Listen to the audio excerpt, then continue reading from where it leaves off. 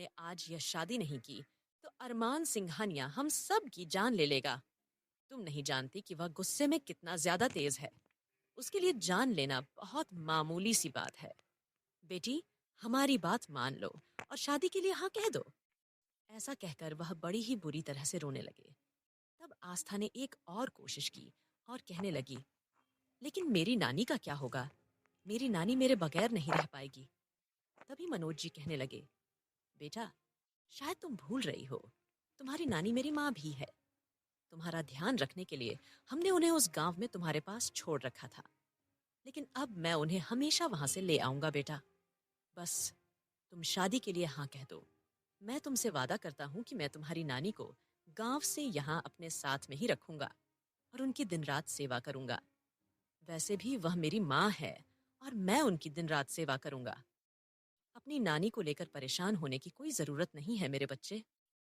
अभी के लिए बस तुम शादी के लिए हाँ कह दो। उसके बाद हम कुछ ना कुछ करके तुम्हें अरमान की जिंदगी से निकाल लेंगे। बस कुछ दिनों की बात है। कुछ दिनों तक इस शादी के रिश्ते को निभा लो। प्लीज बेटा, प्लीज। ऐसा कहकर वह उसकी खुशामद करने लगे। अब आस्था पूरी तरह से मजबूर हो चुकी थी।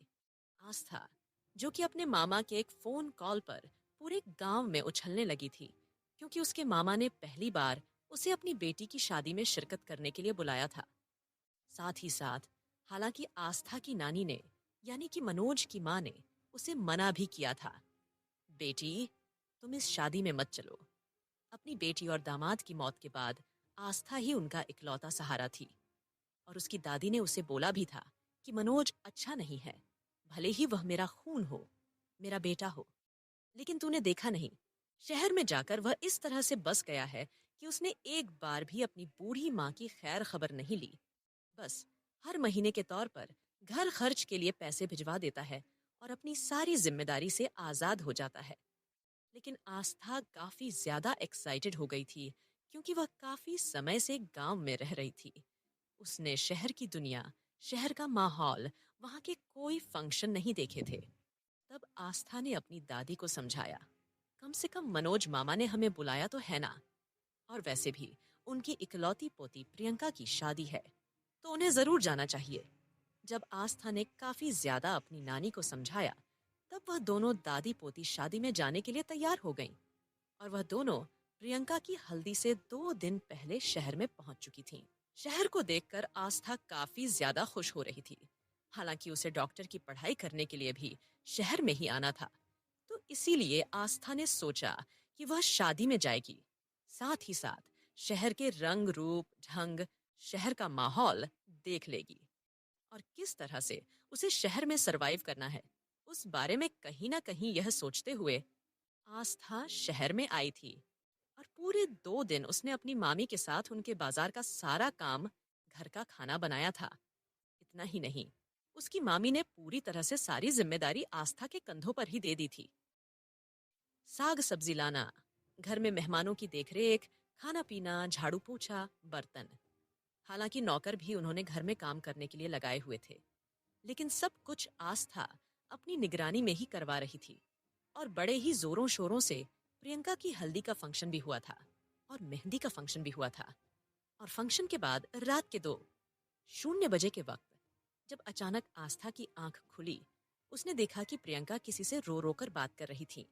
तब आस्था को उस पर कुछ शक भी हुआ था, लेकिन उसने उसे अपनी दादी की कही हुई बात याद थी कि उसे किसी के भी मामले में नहीं घुसना है और ना ही किसी के बारे में ज्यादा सोचना है। तो यही सोचकर आस्था चुप हो गई थी और उसने किसी से कुछ नहीं कहा। लेकिन प्रियंका यूं इस तरह से शादी के वाले दिन शादी का मंडप छोड़कर भाग जाएगी, इसके बारे में तो आस्था ने दूर दूर तक कुछ नहीं सोचा था। उसके मुंह से सिर्फ और सिर्फ इतना ही निकला था कि उसने प्रियंका दीदी को किसी से बात करते हुए सुना था। और इसी बात की गलत फहमी में उसके मामा और मामी दोनों ने यह समझ लिया कि आस्था ने ही प्रियंका को भगाया है। अब आस्था के पास कोई और रास्ता नहीं था और जल्दी ही उसे एक शादी का जोड़ा पहनाया गया था और उसके सर पर लंबा सा घूंघट डाल दिया गया। अरमान को इस बात के बारे में दूर दूर तक कोई एहसास नहीं था कि उसकी शादी प्रियंका से नहीं, बल्कि आस्था से होने वाली है। आस्था को तो उसने आज तक देखा भी नहीं था। अब जल्दी ही आस्था को दुल्हन बनाकर अरमान के ठीक बराबर में बिठा दिया गया। और अरमान सिंघानिया ने एक बार भी अपने बराबर में बैठी हुई दुल्हन की ओर नहीं देखा। उसका पूरा ध्यान उस वक्त अगर किसी चीज पर था तो सिर्फ और सिर्फ अपने लैपटॉप और फोन की स्क्रीन पर। वह एक भी मूवमेंट, एक भी पल अपना काम बर्बाद नहीं करना चाहता था। सिर्फ और सिर्फ उसे पूरे मंडप में आलोक सिंघानिया के अलावा किसी और को इस बात के बारे में दूर दूर तक एहसास नहीं था कि जिसकी शादी इस वक्त अरमान सिंघानिया से हो रही है, असल में वह लड़की है ही नहीं जिस लड़की को उन्होंने अरमान के लिए दुल्हन चुना है। दुल्हन बदल चुकी है। वेल, जल्दी ही अरमान सिंघानिया ने पूरी फॉर्मेलिटी पूरी करते हुए सातों फेरे कंप्लीट कर लिए और साथ ही साथ आस्था के मांग में सिंदूर भर दिया और मंगल सूत्र भी पहना दिया। आस्था का दिल काफी ज्यादा रो रहा था। अरमान सिंघानिया ने एक बार भी यह जानने या देखने की कोशिश नहीं की कि उसकी बीवी कैसी दिख रही है, दुल्हन बनकर यहाँ क्या हो रहा था, क्या नहीं। वह तो सिर्फ और सिर्फ पूरी तरह से अपने काम में खोया हुआ था। और जब वह आस्था को मंगलसूत्र पहना रहा था, तब आस्था के आंसुओं की कुछ बूंदें उसके हाथ पर गिरीं। तब जाकर अरमान को थोड़ा सा अजीब लगा और उसने एक पल शादी के जोड़े में सजी हुई अपनी दुल्हन की ओर देखा।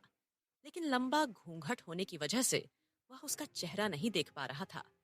वह यह केवल कुछ ही पल के लिए रुका और उसके बाद अरमान फिर से अपने फोन और काम में पूरी तरह से खो चुका था। आलोक जी ने जल्दी ही आस्था की पूरी जन्म कुंडली अपने हाथों में मंगवा ली थी, क्योंकि वह जिस लड़की को अपनी बहू बनाने जा रहे थे उसके बारे में सारी चीजें उन्हें अच्छी तरह से जाननी थी। और जैसे ही आलोक जी की नजर आस्था के माँ बाप पर, डिटेल्स पर पड़ी जो कि एक्सीडेंट में मारे गए थे, तब आलोक जी के चेहरे पर कुछ अलग ही तरह के भाव आ गए थे। तब आलोक जी मन ही मन में कहने लगे, मैंने तो सोचा था कि आज अपने खानदान की इज्जत बचाने के लिए शादी करवा लूंगा और उसके बाद इस लड़की को 2-3 दिन के बाद तलाक देकर आजाद करवा दूंगा। लेकिन अब ऐसा नहीं होगा। अब इस लड़की को जिंदगी भर मेरे पोते अरमान सिंघानिया की पत्नी बनकर ही रहना होगा। कहीं ना कहीं यह सोचते हुए आलोक जी कहीं खो गए। जल्दी ही पूरे रीति रिवाज के साथ शादी के फंक्शन कंप्लीट हो चुके थे और एक जगह 4 लोग अपनी नजर झुकाए खड़े हुए थे। वह उस शादी के हाल में अरमान सिंघानिया के बाद उस शादी का सबसे हैंडसम चेहरा कोई था तो वह 4 लोग ही थे। और 4 लोगों में से एक अरमान सिंघानिया का भाई, कजिन ब्रदर और दोस्त थे। साथ ही साथ वह 3 बचपन के चाइल्डहुड फ्रेंड्स थे जो कि बहुत बड़ी बड़ी पोस्ट पर थे। उनमें से एक फेमस डॉक्टर था जो कि अरमान सिंघानिया का दोस्त था और स्पेशली उसके साथ शादी अटेंड करने के लिए वह वहां आया था। लेकिन चारों का उस वक्त मूड काफी ज्यादा खराब था। सबके सब शेरवानी पहने हुए थे और एक से बढ़कर एक हैंडसम और चार्मिंग लग रहे थे। जितनी भी शादी हाल में लड़कियां आई हुई थीं, सबकी नजरें बार बार जाकर उन पर ही ठहर रही थीं, क्योंकि अरमान सिंघानिया को अब देखने का उनका कोई फायदा नहीं था। अरमान सिंघानिया की शादी हो चुकी थी। तो इस वक्त वह चारों स्मार्ट लड़के सभी लड़कियों के क्रश बने हुए थे। लेकिन उन चारों का मुंह पूरी तरह से लटका हुआ था। उन चारों को बहुत ही ज्यादा बुरा लग रहा था। तभी दादाजी उनके पास जाकर खड़े हो गए और कहने लगे, क्या बात है, तुम चारों इस तरह से मुंह लटकाकर यहाँ क्यों खड़े हुए हो? शादी में आए हो या किसी के मातम में आए हो? तुम्हारे चेहरे को देखकर ऐसा लग रहा है जैसे अपने दोस्त या भाई की शादी में नहीं, बल्कि किसी की शोक सभा अटेंड करने के लिए तुम लोग यहाँ आए हो। अब जैसे ही दादाजी ने यह कहा, आकाश मुंह पिचकाकर बोला, क्या दादाजी, भाई की शादी तो आपने करा दी। मेरा इकलौता दोस्त था। मैंने क्या कुछ नहीं सोचा था उसकी शादी के लिए, लेकिन आपने हमें इतनी सी भी मस्ती करने नहीं दी, इसलिए अब हम आपसे बात भी नहीं करेंगे। ऐसा कहकर आकाश ने फिर मुंह बना लिया। अब तक आलोक जी समझ चुके थे कि इन चारों को मौज मस्ती करने का मौका नहीं मिला है। इसी वजह से शायद ये सब मुंह लटकाकर खड़े हुए हैं। तभी दादाजी कहने लगे, अच्छा अच्छा, अपना मूड सभी के सभी बिल्कुल ठीक करो और घर जाकर जो तुम लोगों को मौज मस्ती करनी है वह करते रहना। मैं तुम लोगों को नहीं रोकूंगा। अब जैसे ही दादाजी ने यह कहा, तब सुमित कहने लगा, क्या वाकई दादाजी? क्या आप हमें बिल्कुल भी पार्टी करने से नहीं रोकेंगे? पूरी रात हम लोग मजे करेंगे। अब वादा कीजिए कि आप हमें नहीं डांटेंगे। अब जैसे ही सुमित, जो कि उस शहर की अच्छी खासी कंपनी का बड़ी पोस्ट का सीईओ था, उसने इस तरह की बात की, उसके दादा आलोक जी उसकी ओर देखकर कहने लगे, तुम्हें देखकर कोई नहीं कह सकता है कि तुम्हारे नीचे कम से कम 600 लोग काम करते हैं। हाँ, बिल्कुल, बच्चों जैसे हरकतें हैं तुम सबकी। ना जाने कब बड़े होंगे तुम लोग। अब अरमान की तो शादी हो गई है। अब धीरे धीरे तुम चारों की शादी भी करवा दूंगा। उसके बाद देखूंगा कि तुम लोग कैसे और किस तरह से पार्टी करोगे। अब जैसे ही दादाजी ने उन चारों की टांग खींची, वह चारों बुरी तरह से मुंह बनाने लगे। और तभी उनमें से ध्रुव आगे आया और कहने लगा, दादाजी, प्लीज अभी शादी वादी की बात हमसे मत कीजिए। यह हमारे हंसने खेलने कूदने के दिन हैं, और शादी के चक्कर में हम अपनी जिंदगी बिल्कुल भी बर्बाद नहीं होने देंगे। और वैसे भी अभी मेरी उम्र ही क्या है, अभी मैं सिर्फ 26 साल का हूँ। क्या इस उम्र में कोई शादी करता है भला?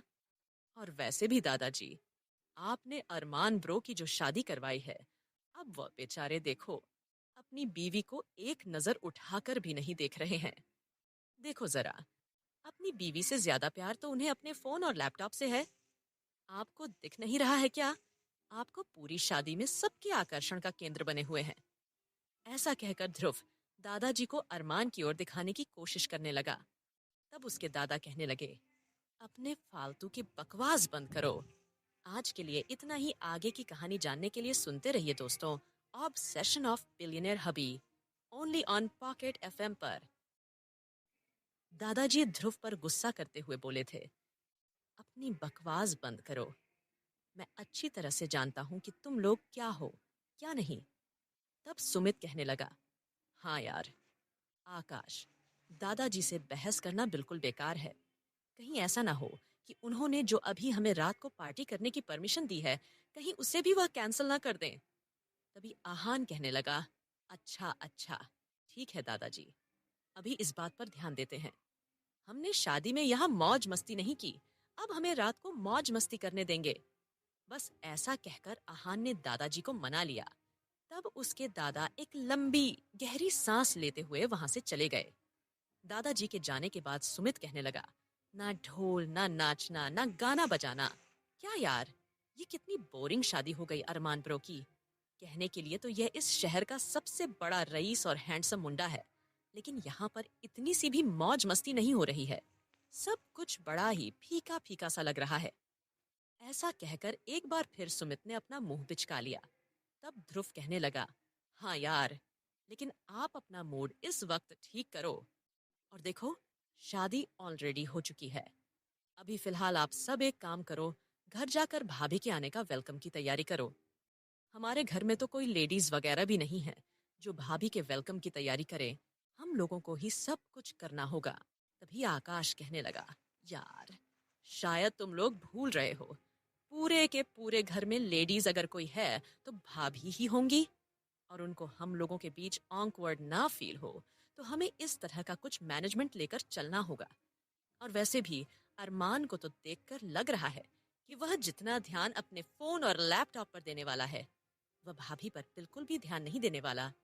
और वैसे भी उसने ये शादी सिर्फ और सिर्फ दादा के लिए की है, तो ये बात हमें याद रखनी चाहिए। तभी वह आकाश की हाँ में हाँ मिलाते हुए कहने लगे, शायद तुम ठीक कह रहे हो यार, हमें अपनी पार्टी से ज्यादा भाभी का ध्यान रखना होगा।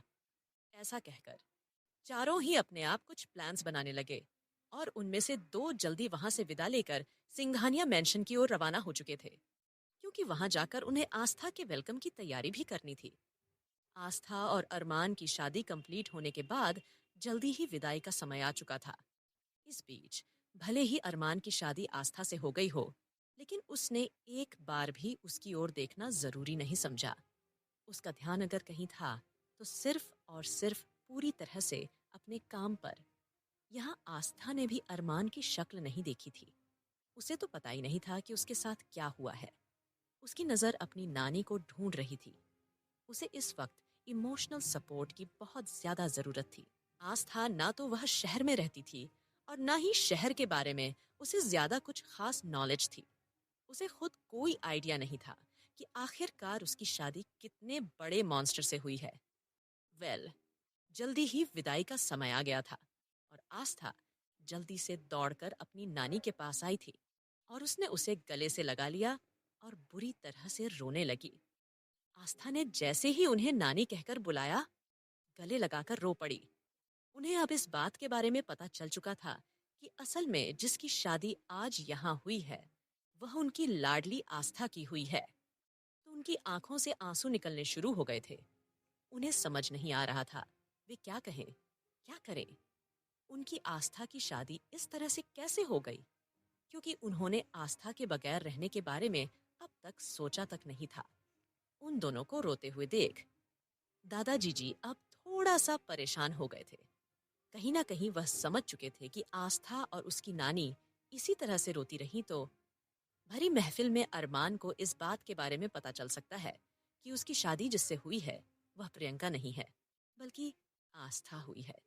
और अगर ऐसा हुआ तो यह उनके परिवार की इज्जत के लिए बिल्कुल ठीक नहीं होगा। पूरी दुनिया के सामने उनकी फैमिली मजाक बनकर रह जाएगी। और अरमान सच्चाई जान गया तो उसके कहर से कोई नहीं बच पाएगा। और फिर आस्था को अरमान किसी भी कीमत पर अपने साथ घर लेकर नहीं जाएगा। वे अपने पोते के गुस्से को अच्छी तरह जानते थे, इसीलिए उन्होंने मनोज को कुछ इशारा किया कि वह अपनी माँ को अभी और इसी वक्त यहाँ से लेकर जाए, क्योंकि अगर वह अंदर अपनी माँ को लेकर नहीं गया तो उसकी माँ रो रो कर सबके सामने इस बात के बारे में बयान कर देगी कि उनकी पोती की नहीं, बल्कि यह उनकी नाती आस्था है जिसकी शादी धोखे से अरमान से हुई है। कहीं वे सवाल जवाब ना करने लगे। आहान और ध्रुव दोनों नानी को इतनी बुरी तरह से आस्था से लिपटकर रोते हुए देख रहे थे। वह दोनों आपस में बात करने लगे। आहान ने कहा, भाई, ये सब क्या हो रहा है यहाँ पर? कहीं नानी को हमारे भाई के बारे में पता तो नहीं चल गया ना कि हमारा भाई कितना ज्यादा खतरनाक मॉन्स्टर है? इसीलिए तो यह भाभी से इस तरह से चिपक कर फूट फूट कर रो रही है। तभी ध्रुव बोला, यार, चाहे कुछ भी कहो, मुझे तो बेचारी ग्रैंड नैनी के लिए काफी ज्यादा बुरा लग रहा है। तभी आहान कहने लगा, तुम इस तरह से बोल रहे हो, भाभी की नहीं बल्कि तुम्हारी ही दादी है। तभी ध्रुव कहने लगा, वह सब तो ठीक है यार, पर तूने देखा किस तरह से रोना धोना चल रहा है? वैसे भी आज के जमाने में इस तरह से कोई इतना रोता है क्या?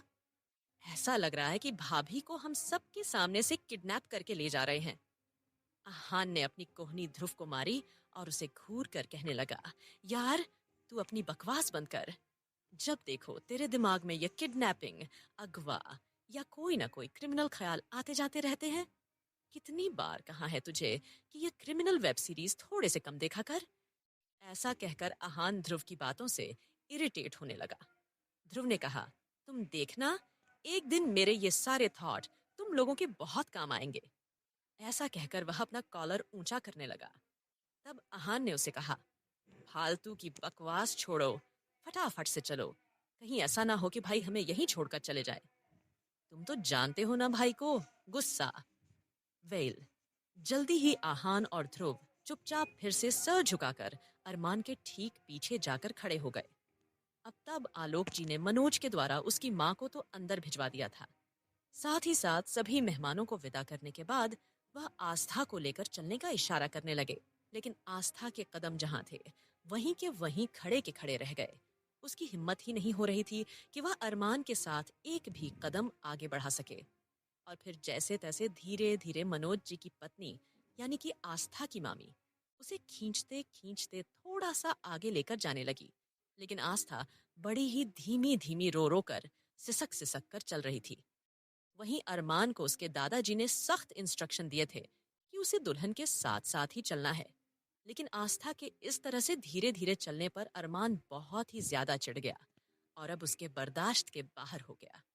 तभी अचानक अरमान रुका और उसने आगे बढ़कर आस्था को गोद में उठा लिया।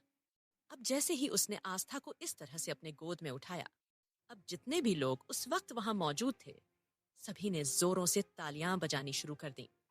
अरमान ने गुस्से से सबको घूरने लगा।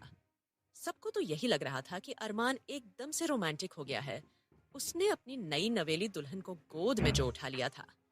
लेकिन अरमान ने उसे गोद में इसलिए उठाया था क्योंकि आस्था बड़े ही धीमे धीमे कदमों से चल रही थी, और अरमान को यह बिल्कुल भी पसंद नहीं आया क्योंकि उसे जल्द से जल्द अपने घर पहुंचकर अपना काम कंटिन्यू करना था।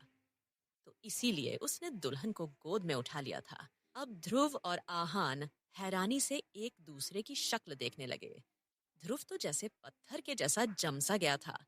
वह आहान से कहने लगा, यार, मुझे पिंच करके तो देख, क्या मैं कोई सपना तो नहीं देख रहा हूँ? तब आहान ने जोरों से उसकी कमर में नोच ली और वह चीख पड़ा, दर्द से कराहते हुए कहने लगा, बेवकूफ, तुझे पिंच करने के लिए बोला था, इस तरह से पिल्ली की तरह नोचने के लिए नहीं। आहान ने कहा, यार, मुझे भी यकीन नहीं हो रहा है कि ऐसा भी कुछ हो सकता है। मेरे अरमान भाई, जिन्होंने आज तक अपने आसपास लड़कियों को फटकने तक नहीं दिया, उन्होंने आज भाभी को पहले ही दिन गोद में उठा लिया। कहीं हमारी भाभी ने आने से पहले ही हमारे भाई के दिल पर कब्जा नहीं जमा लिया? ऐसा कहकर वह मुस्कुराने लगा। तभी ध्रुव क्रिमिनल वाला दिमाग चलाने लगा। उसने कहा, तू गलत समझ रहा है। तुझे क्या अरमान ब्रो के बारे में पता नहीं है? जरूर उसके पीछे भी उनका कोई ना कोई मकसद रहा होगा। अब चल फटाफट, अगर हम यहीं खड़े रहे बकवास करते रहे तो वह हमें छोड़कर चले जाएंगे। जल्दी ही अरमान ने आस्था को ले जाकर गाड़ी में बिठा दिया। आस्था अब और भी ज्यादा डर गई और संकुच कर बैठ गई। अरमान ने पहली बार किसी लड़की को इस तरह से अपनी गोद में उठाया था, तो उसके लिए कुछ अलग ही तरह का एहसास था। उसे उसकी बीवी एकदम हल्की फुल्की सी लगी थी। तब आलोक जी हल्का सा मुस्कुराते हुए वहां से अपनी कार में जा बैठे थे। अरमान आस्था के ठीक बराबर आकर बैठ गया और अरमान ने एक बार फिर से अपना काम करना शुरू कर दिया। आस्था बेचारी घूंघट में से कार की खिड़की से झांक रही थी कि उसे आखिरी बार उसकी नानी का चेहरा देखने को मिल जाए, लेकिन वहां उसे कोई भी दिखाई नहीं दे रहा था। अब तो उसकी आंखों से आंसू भी नहीं निकल रहे थे, क्योंकि ऑलरेडी वह शादी के वक्त इतना रो चुकी थी कि उसकी आंखों के आंसू भी सूख चुके थे। जल्दी ही गाड़ी सिंघानिया मेंशन की ओर रवाना हो चुकी थी। वहीं दूसरी ओर आकाश और सुमित आस्था के गृह प्रवेश के लिए जो कुछ भी उनसे बन पड़ा था, वह सारी तैयारियां कर रहे थे। वह सारी तैयारियां उन्होंने टीवी में या यूट्यूब वीडियो सर्च करके की थी, क्योंकि उन्हें रस्मों रिवाजों का कोई खास नॉलेज नहीं था कि आखिरकार नई नवेली बहू का स्वागत किस तरह से किया जाता है। और इसीलिए उन्होंने जैसे तैसे आरती की थाली तो तैयार कर ली, लेकिन अब कलश में क्या क्या भर कर रखें और किस तरह से कलश भरे, थोड़ा बहुत उन्होंने यूट्यूब से सर्च करके जो भी सामान रेडी किया था, और अब खुश होकर दुल्हा दुल्हन का इंतजार करने लगे। आगे क्या हुआ, आस्था की जिंदगी में जानने के लिए सुनते रहिए दोस्तों, obsession of billionaire hubby, only on pocket FM पर। सिंघानिया मेंशन में एंट्री कर चुका था। आस्था की मामी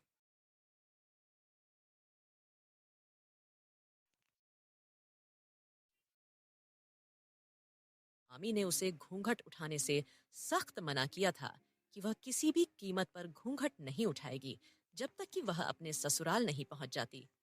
कहीं ना कहीं उसकी मामी को अब भी इस बात का डर था कि अगर अरमान सिंघानिया को दुल्हन बदलने वाली बात के बारे में पता चला तो अरमान सिंघानिया उन सब को गोलियों से उड़ा देगा। क्योंकि अरमान सिंघानिया के बारे में काफी हद तक नेगेटिव बातें ही पूरे शहर भर में फैली हुई थीं कि अरमान सिंघानिया को धोखा देने वाले लोग बिल्कुल भी पसंद नहीं हैं, और अरमान अपने गुस्से में किसी की भी जान ले सकता था। एक तरह से मौत का दूसरा नाम है अरमान सिंघानिया। वेल, आस्था को कार से उतारने वाला वहां कोई नहीं था। तब एक नौकर ने आस्था के लिए गेट का दरवाजा खोल दिया। आस्था नीचे तो उतर गई, लेकिन उसे कुछ समझ में नहीं आ रहा था कि अब उसे किस ओर जाना है, क्योंकि उसने घूंघट ओढ़ रखा था। इसलिए उसे रास्ता समझने में मुश्किल हो रही थी। फिलहाल आस्था अपनी जगह खड़ी तो हो गई थी। अब आस्था को समझ में नहीं आ रहा था कि वह किस ओर जाए। हालांकि उसने कोशिश की, हल्का सा घूंघट उठाकर इधर उधर ना समझी में देखने की कोशिश की, लेकिन उसे सिर्फ और सिर्फ मार्बल का फर्श ही दिखाई दे रहा था। उसके अलावा उसे कुछ और दिखाई नहीं दे रहा था। तब अचानक दादाजी रुके। उन्होंने देखा कि आस्था पीछे रह गई और अरमान लंबे लंबे कदमों से चलता हुआ मेंशन की ओर जा रहा है। दादाजी ने आवाज लगाई, अरमान, ठहरो। तुम इस तरह से बिना दुल्हन लिए मेंशन में एंट्री कर सकते हो? जाओ, दुल्हन को भी अपने साथ अंदर लेकर आओ। अब जैसे ही दादाजी ने यह कहा, अरमान छिड़कर रह गया। अरमान ने अपने दादा को घूर कर देखा, लेकिन उस वक्त वह मजबूर था, क्योंकि अरमान ने खुद ही अपने दादा को वादा किया था कि उसके दादा जो कुछ भी कहेंगे वह वही करेगा। तो इसीलिए वह चिढ़ता हुआ सीधा आस्था के पास जाकर खड़ा हो गया और आस्था की ओर गुस्से से देखकर कहने लगा, क्या थोड़ा सा तेज नहीं चल सकती, या तुम्हें चलना ही नहीं आता है? ऐसा कहकर उसने आस्था का हाथ कसकर पकड़ लिया और उसका हाथ कसकर पकड़कर वह उसे लगभग घसीटते हुए सिंघानिया मेंशन के अंदर लेकर जाने लगा। अब आस्था की हालत काफी ज्यादा खराब हो चुकी थी। एक तो उसने कोहनियों तक लाल रंग का चूड़ा पहना हुआ था, ऊपर से अरमान ने उसका हाथ काफी तेजी से पकड़ा था, जिससे उसे काफी ज्यादा दर्द हो रहा था। हल्की सी चीख उसके होठों से निकल गई, लेकिन अरमान ने उसकी चीख को सुनकर भी अनसुना कर दिया और लगभग उसे घसीटते हुए सिंघानिया मैंशन के गेट पर जा पहुंचा। और जैसे ही वह उसे लेकर अंदर की ओर जाने लगा, तुरंत आकाश, सुमित, ध्रुव और आहान चारों के चारों ने एक साथ खड़े होकर चिल्लाया, रुको भाई। अब जैसे ही अरमान ने सुना, उसने आईब्रो उठाकर उन चारों की ओर देखा। एक पल के लिए चारों उसकी आंखों को देखकर डर गए, लेकिन उन सब ने थोड़ी सी हिम्मत करते हुए कहा, ब्रो, आप इस तरह से अंदर नहीं जा सकते। अरे, हमने बहुत सारी मूवीज और फिल्मों में देखा है कि जब भी कोई नई बहू आती है तो उसका अच्छी तरह से स्वागत किया जाता है। तो क्या हुआ अगर हमारे घर में लेडीज नहीं है तो? लेकिन हम लोग तो हैं। हम तो भाभी का वेलकम अच्छी तरह से कर सकते हैं ना? अब जैसे ही आहान ने यह कहा, अरमान गुस्से से उसकी ओर देखकर कहा, लगता है कुछ ज्यादा ही छूट दे दी है मैंने तुम्हें। तुमने बहुत कॉलेज का बहाना बना लिया। कल से तुम मेरे साथ ऑफिस आओगे। अब जैसे अचानक से अरमान ने यह कहा, आहान की हालत खराब हो गई और वह कहने लगा, नहीं नहीं भाई, आप कैसी बातें कर रहे हैं? मतलब मैं ऑफिस जाकर क्या करूंगा? और इस बात का ऑफिस से क्या लेना देना? और कल से तो मेरा बहुत इंपॉर्टेंट असाइनमेंट स्टार्ट होने वाले हैं। भाई, आप नहीं जानते कितना सारा कॉलेज का काम करना मुझे। और तभी सुमित कहने लगा, देखो अरमान, तुम इस तरह से बात को घुमा नहीं सकते हो।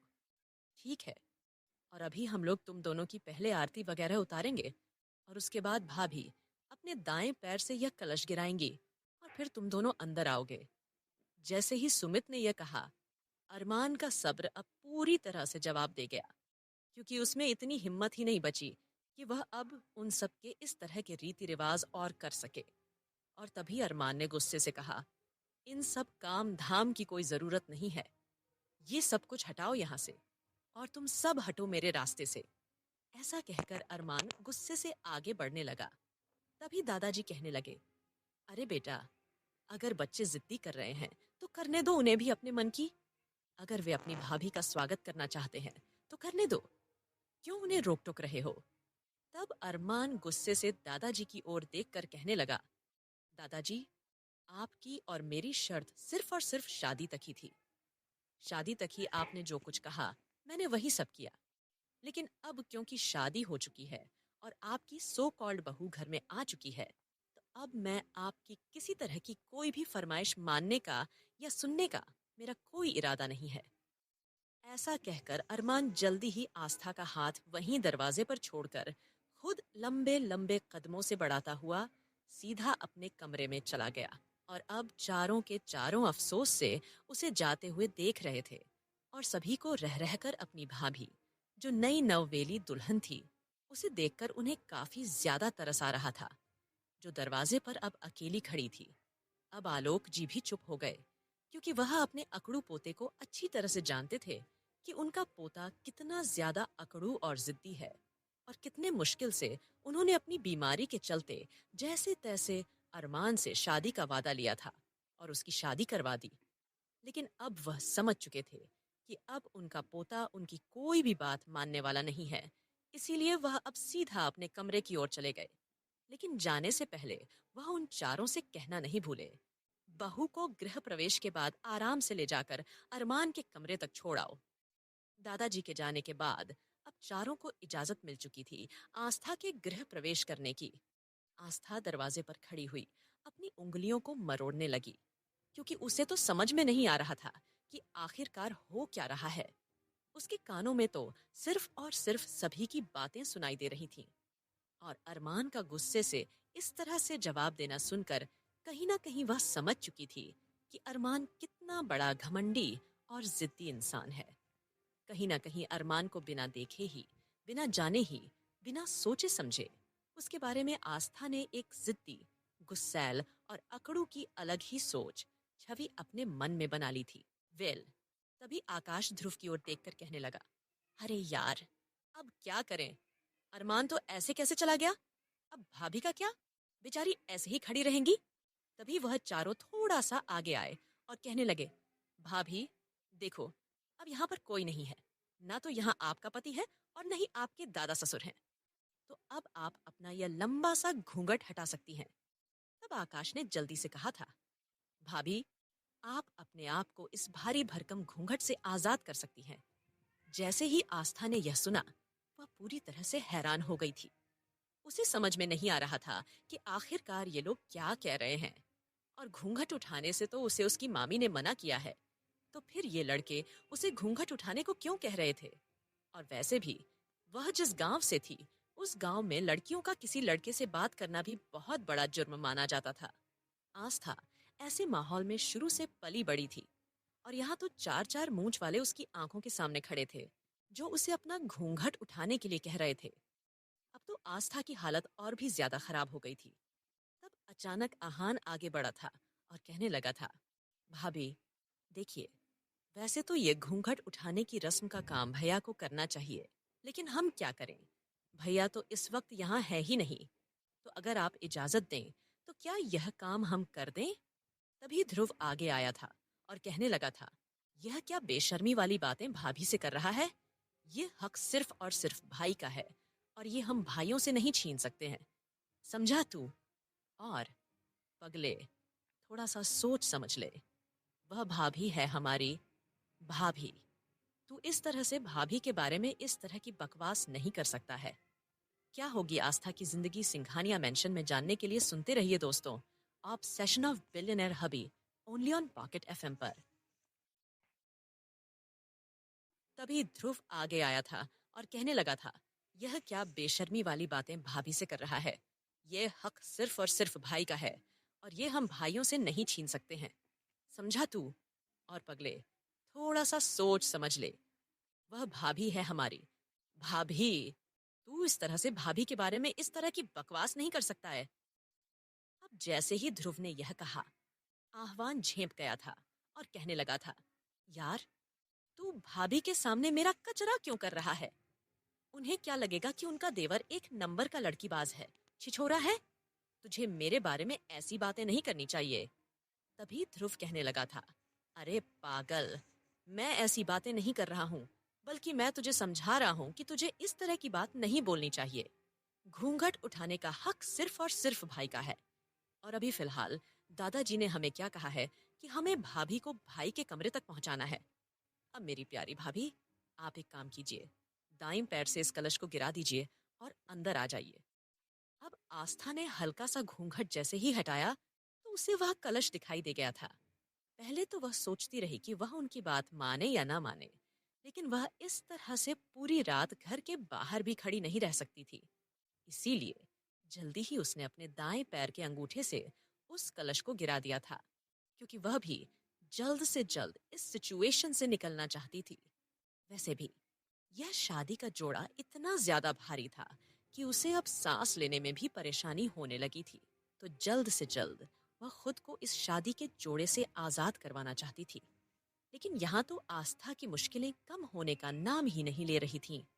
चारों तरफ सिर्फ और सिर्फ आदमी ही आदमी उसे नजर आ रहे थे। कोई भी उसे औरत दिखाई नहीं दे रही थी। इतना ही नहीं, कोई नौकरानी भी उस वक्त मौजूद नहीं थी। तो रह रहकर उसे अब काफी ज्यादा अजीब और डर भी लगने लगा था। उसे ऐसा लगने लगा था मानो कि वह एक अलग ही तरह की दुनिया में आ गई हो। वेल, अब जैसे ही आस्था ने वह कलश गिराया तो चारों के चारों ने तालियां बजा दी थीं। वह ध्रुव तो सीटी मारते हुए कहने लगा था, रे वाह भाभी, आपने तो एक कमाल ही कर दिया। बिल्कुल परफेक्टली आपने गिराया है। ऐसे ही हमने टीवी में भी देखा था। अब जैसे ही ध्रुव ने यह कहा, आस्था के होठों पर ना चाहते हुए भी हल्की सी मुस्कुराहट आ गई थी। और तभी सुमित और आकाश दोनों आगे आए थे और कहने लगे थे, भाभी, आप इन दोनों की बकवास छोड़िए, आप आइए, हम आपको भाई के कमरे तक लेकर चलते हैं। अब जैसे ही उन दोनों ने यह कहा, आस्था का दिल जोरों से धड़कने लगा था, क्योंकि अभी तक उसने अरमान को देखा नहीं था और अरमान ने केवल बदले में उसके साथ रूखा सा ही व्यवहार किया था। और अरमान की बातों से यह साफ बात पता चल चुकी थी कि अरमान शादी से खुश नहीं है। तो इसीलिए आस्था उस कमरे में जाना तो नहीं चाहती थी, लेकिन फिलहाल वह इन लोगों को क्या कहती। ये लोग तो सारे ही उसके लिए अजनबी थे।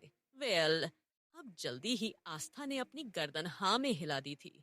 अब जैसे ही आस्था ने अरमान के कमरे में जाने के लिए हाँ कहा, चारों के चारों अलग अलग तरह की शक्ल बनाते हुए कहने लगे थे, हमारी भाभी तो कुछ ज्यादा ही एडवांस निकली। और हम क्या समझ रहे थे कि हमारी भाभी काफी ज्यादा शर्मीली किस्म की है। भाभी तो भाई के कमरे में जाने के लिए बेचैन हो रही है। देखा आपने किस तरह से भाभी ने हाँ कह दिया है। अब तो आस्था और भी ज्यादा झेप गई थी और सोचने लगी थी, ये कैसे लोग हैं। अपना आप ही तो ये उसे वहां उस कमरे में जाने के लिए कह रहे हैं और अपने आप उसके बारे में ऐसी बातें कर रहे हैं। तभी आस्था के मुंह से अचानक से निकला था, नहीं, नहीं, आप लोग गलत समझ रहे हैं। अब जैसे ही अचानक से आस्था ने उन चारों की बातें सुनने के बाद एकदम से यह कहा कि नहीं, नहीं, आप लोग गलत समझ रहे हैं। अब तो वे चारों जोरों से एक दूसरे के हाथ पैर मारकर हंसने लगे थे और कहने लगे थे, अरे भाभी, प्लीज, प्लीज, आप बुरा मत मानिए, हम तो सिर्फ और सिर्फ आपकी थोड़ी सी टांग खींच रहे थे। अच्छा, आप आइए। वैसे भी आपके लिए इतने दिनों से आपकी शादी वगैरह की तैयारी, फंक्शन चल रहे होंगे, तो आप काफी ज्यादा थक गई होंगी। आप चलिए और जाकर आराम कीजिए। ऐसा कहकर वे उसे लेकर जाने लगे थे। तभी अचानक आस्था ने हिम्मत करके बोला था, क्या आप लोग मुझे किसी दूसरे कमरे में नहीं छोड़ सकते हैं। अब जैसे ही आस्था ने थोड़ी सी भोली शक्ल बनाकर यह कहा, वे चारों एक दूसरे की शक्ल देखने लगे थे। और तभी सुमित कहने लगा था, भाभी, आपकी शादी अरमान सिंघानिया से हुई है। अगर आप इस तरह से दूसरे कमरे में जाने की बात करेंगी तो वह हम चारों को गोली से उड़ा देगा। और अभी फिलहाल हमारा इरादा बिल्कुल भी मरने का नहीं है, क्योंकि अभी तो हम छोटे से बच्चे हैं और अभी तो हमने शादी भी नहीं की, फर्स्ट किस भी नहीं किया, कुछ भी नहीं किया जिंदगी में। और अभी हमारा मरने का कोई इरादा नहीं है। जैसे ही सुमित ने बेचारगी से यह सब कुछ कहा, आस्था खुद को रोक नहीं पाई और खिलखिलाकर वह हंस पड़ी थी। अब आस्था को हंसते हुए देखकर वे चारों भी मुस्कुराने लगे थे, क्योंकि आस्था की हंसी बड़ी ही खूबसूरत थी। उन्हें ऐसा लगने लगा था मानो कि उनके कानों में किसी ने घुंघरू बजा दिए हों। तभी आह्वान तो खुद को रोक नहीं पाया और कहने लगा, तेरे वह भाभी, आपकी हंसी तो बड़ी प्यारी है। पता नहीं आप अपना यह लंबा सा घूंघट कब हटाएंगी और हम आपको कब देखेंगे। वैसे भी जब भाई आपको देखने के लिए गए थे, वह तो हमें साथ भी लेकर नहीं गए थे और बस अब सीधा शादी में हमें लेकर गए हैं। हमने तो हमने तो आज तक आपको देखा ही नहीं है। हमने बेचारी से शक्ल बनाकर कहा था। तभी आकाश कहने लगा था, अरे अरे, बहुत देर हो गई, अब तुम भाभी को सताना छोड़ो। और शायद तुम भूल रहे हो, अगर इसी तरह से तुम लोग भाभी के साथ टाइम पास करते रहे तो भाई और भाभी की पहली रात का क्या होगा, और हम लोगों को जो पार्टी करनी है उसका क्या। दादाजी ने पहली बार हमें पार्टी करने की परमिशन दी है, भूलो मत। इस तरह से टाइम वेस्ट करके खुद का नुकसान होगा। अब जैसे ही आकाश ने यह कहा, उन सभी को अपनी पार्टी की और साथ ही साथ अपने भाई भाभी की पहली रात की याद आ गई थी। और तभी उन्होंने कह दिया था, और चलो चलो, ठीक है, भाभी को छोड़कर आते हैं। ऐसा कहकर जल्दी वे लोग आस्था को अरमान के कमरे तक ले आए थे।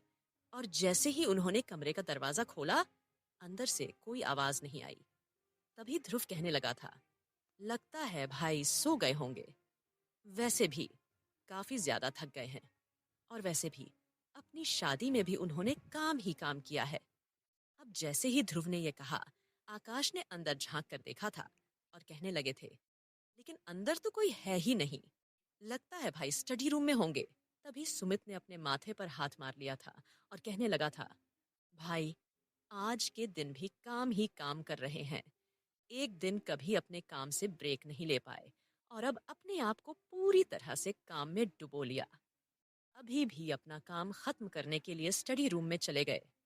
हद होती है यार, किसी को इतना ज्यादा भी वर्कहॉलिक नहीं होना चाहिए। तभी चारों कहने लगे थे, चलो कोई नहीं, अब भाभी आ गई है, सब सुधर देगी। ऐसा कहकर वे चारों मुस्कुराकर घूंघट में खड़ी हुई आस्था को देखने लगे थे। तब आस्था को अपने ऊपर चारों एक नहीं बल्कि चार चार नजरें जैसे ही महसूस हुईं, वह थोड़ा सा और भी ज्यादा असहज हो गई थी। तभी ध्रुव ने आस्था की सिचुएशन समझ ली थी और वह तीनों को डांटते हुए कहने लगा था, अरे यार, अब अपनी फालतू की बकवास बंद करो। अगर भाई स्टडी रूम में ही है तो भाभी को तो कम से कम अंदर कमरे में जाने दो, वह तो आराम कर लेगी। और तभी ध्रुव कहने लगा था, भाभी, आपकी जरूरत के सारे कपड़े हमने ऑलरेडी भाई के क्लोजेट में सेट करवा दिए हैं। तो आपको किसी भी चीज की अगर कोई भी परेशानी हो तो आप बेल बजा दीजिएगा। कोई ना कोई उसी वक्त आपकी सेवा में जरूर हाजिर हो जाएगा। ऐसा कहकर ध्रुव, सुमित, आकाश और आह्वान ने आस्था को अरमान के कमरे में छोड़ दिया था। क्या होगी आस्था की जिंदगी सिंघानिया मेंशन में जानने के लिए सुनते रहिए दोस्तों। Obsession of Billionaire Hubby, ONLY, on Pocket FM पर।